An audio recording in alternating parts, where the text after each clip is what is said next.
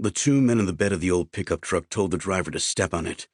They could survive a rough ride. They might not survive being late. 2 days earlier, a communications intercept had revealed an upcoming meeting involving the #1 target on the U.S. government's disposition matrix. Known as Mullah Mukhtar, he was a quasi-religious leader who'd helped plan the September 11th attacks, then risen to become the leader of a violent extremist organization known as Al-Qaeda in the Arabian Peninsula. And it was time to send him to paradise. A wake of dust rose behind the pickup truck as it pounded over the dirt road. The monsoon rains usually turned the Wadi Bana into a flowing river that made life in southern Yemen almost tolerable for a few months each year, but the rains had been light this season. The land was hard and dry. The driver switched on his lights as he turned onto a paved road.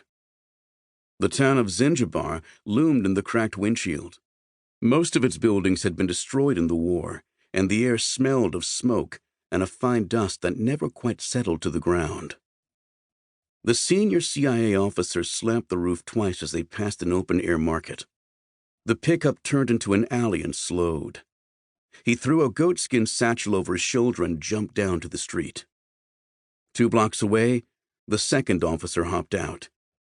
He was dressed in a mishmash of loose-fitting pants and a faded wool coat that was popular with the locals. He stooped over and feigned a slight limp, hoping that darkness and distance would make him look like one of the many old men who carried their wares to the market each morning. "Game time, Zach," he thought to himself. Then he grimaced. Zach's gone. He was known as Jake Keller now, and on his first mission as part of the agency's elite Special Activities Center. He walked back to the main boulevard and climbed a pile of rubble to enter an abandoned apartment building.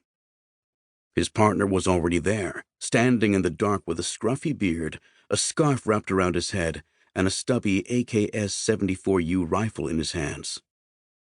Curt Roach, a 38-year-old former Special Operations Marine, was 9 years older than Jake and had worked in the military or CIA his entire adult life. He hit a battery-powered motion detector in the lobby and motioned to the stairway. Jake unclipped his own rifle from a harness under his jacket and unfolded the wire stock. The 2 men ascended the concrete stairs in silence and cleared each room in the 5-story building. "Let's get set up," Roach said. "This thing could go down any minute." Jake hung camouflage netting from the ceiling, 5 feet back from the outside wall. Roach set up a tripod behind the net. "Pass me the designator." Jake handed him what looked like a high-tech pair of binoculars. The device would bounce a beam of invisible infrared light off whatever it was pointed at. It could determine the target's coordinates or guide a missile onto it from an aircraft circling above. "Run the antennas?" Jake said as he scratched his beard. Roach nodded. "Just be sure they can't be seen from the ground." Jake disappeared up the stairs, trailing a thin cable behind him. He returned a few minutes later. "SATCOM and GPS are up. I'll check in," he said. Mustang, this is Cobra." From a top-secret facility halfway across the Arabian Peninsula, the CIA Mission Control Element responded. "Cobra, go for Mustang." "Mustang, Cobra at position Alpha."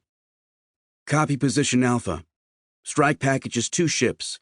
Drifter 71 and Drifter 72 are hard altitude 18,000 feet and orbiting your position with 15 hours till bingo." High overhead, 2 unmanned combat aerial vehicles flew racetrack patterns around the city. From a distance, the stealthy bat-winged UCAVs resembled miniature B-2 bombers. They each carried 15 hours of fuel and a pair of air-to-ground missiles in an internal weapons bay. The 2 CIA officers watched the streets for hours until a battered Nissan pickup truck arrived, spewing black smoke from its diesel engine. 6 men with rifles hopped down. After suffering through decades of a multi-party civil war, nearly everyone in Yemen had a gun. But these men positioned themselves around the intersection with overlapping fields of fire on all of the approaches.